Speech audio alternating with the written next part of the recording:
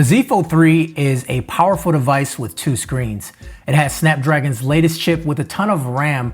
We're talking 12 gigabytes and also 256 gigabytes of storage. It has dual speakers that sound good. So this phone should be good for gaming, right? Well, I'm Kevin the Tech Ninja, and let's find out. Before we get too far into the video, guys, make sure you hit subscribe and hit that bell notification to be notified when I make another video. And also, don't mind the mess. I'm working on a new setup down here, and I will make a video on that as well. The Fold 3 obviously has a huge advantage over most smartphones, and that has to be the large display. This display makes games easier to control, and they look better too. Quad HD resolution at 120 Hz, and it's a Super AMOLED panel that gives you a nice screen to play with. Also, Wi-Fi 6 is a big one, faster speeds and better range overall, which helps with online gaming and downloading files. I asked the question out there on Twitter, what games on Android are out there right now that can push an Android device? And here's what you guys told me. The first game I wanted to test was Grand Theft Auto San Andreas, but sadly this game wouldn't launch. I installed it, uninstalled, reinstalled, it just didn't work for whatever reason. That's a bummer. But moving past that, I did play Call of Duty Mobile, which was great. Number one, the size of the screen makes the on-screen controls much easier to use. I felt like I had a huge advantage being able to just move my hands freely on the screen. The audio is really good too. I didn't realize Call of Duty Mobile sounded that great, but yeah, very happy with that.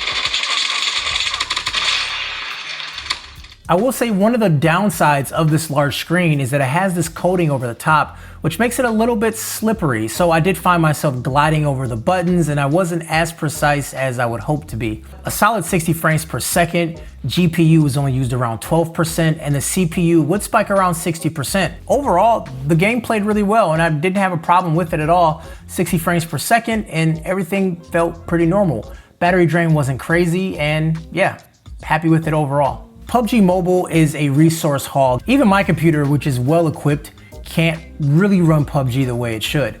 But I did fire it up on the Z Fold 3, and similar to Call of Duty, the on-screen controls made it much more bearable to play handheld. Even though the game is a little sluggish, I did feel really in control over my character. I did notice at around 20 minutes of gaming, the phone felt hotter compared to Call of Duty Mobile. But you can expect 30 frames per second and GPU around 5%, and the rest of the work is done by the CPU, which was around 30 and 40%. Even though the numbers were lower, it did feel like the phone was working harder, if that made sense. The game didn't sound good too, as the sounds were a little clashy and pretty loud, and just that kind of left a bad taste in my mouth.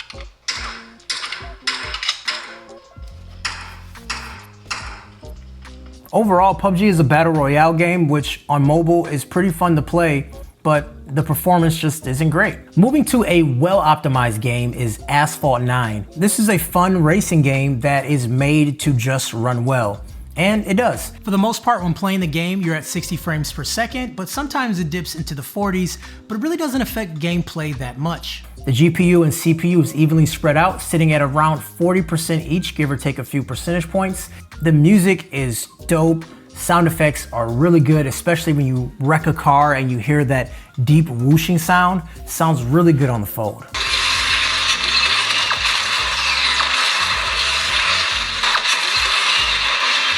The last Android game I played was Genshin Impact, and that game is really a beast to run. Beyond the 3 gigabytes of files that it has to download after launching it the first time and the 5 minutes of cutscene, the pure size of the game and the scope of the game is very impressive.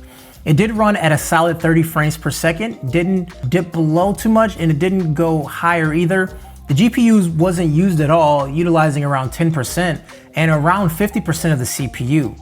I would have loved to see how the game would run if it used more GPU like Asphalt. But regardless, this game is very playable. I will say this game is always connected online, and then it's a CPU hog, so seeing the battery dip down. And also the phone got pretty hot while playing. It was hotter than both games, and I can't see myself playing this game longer than an hour or so without it being uncomfortable to hold. So one other thing I had to try was using Game Pass, that is Microsoft's cloud gaming service. And yeah, it was really sweet. So I did try it on a 5G connection, just kind of playing around with it. And yeah, it was a little bit slower, but overall it was really good. The game that I played was NBA 2K over a 5G connection, and I have no major complaints with it. You know, of course, it's a little bit delayed when you press the shoot button, but beyond that, it was very playable. But putting the game back on Wi-Fi, things got even tighter. Once again, that high frames per second wasn't a problem, and then the controls were just much more smooth, so I was very happy with that. Then of course I had to play Forza, and Forza was more of the same. It was a racing game which requires some timing. You have to anticipate the moves a little bit faster, maybe tap that brake a little bit sooner, or maybe, you know, turn the wheel a little bit quicker. But beyond that, the game ran just fine. And also it was online too, so all of my saved stats were there, my car was there, and even the people I play with, their NPCs were out there. It was just really nice to see that I could pick up where I left off from my mobile device after playing on my TV.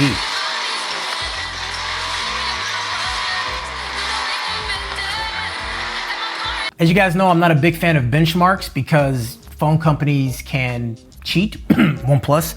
But regardless, if you are into those things, I did run a couple of those on 3D Mark. So Wildlife had a score of 5621, Slingshot Extreme was 6169.